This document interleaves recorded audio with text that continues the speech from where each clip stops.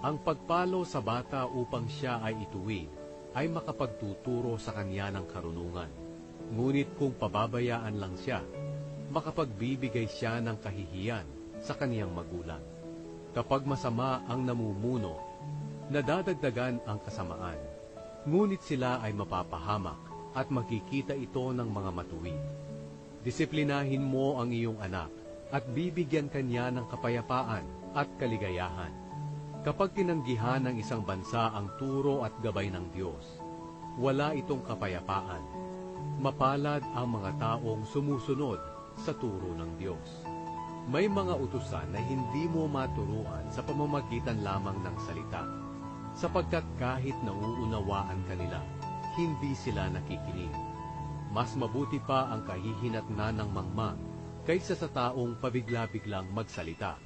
Kung mula pagkabata ng iyong utusan ay sinusunod mo ang layaw niya, sa huli ay magiging problema mo siya.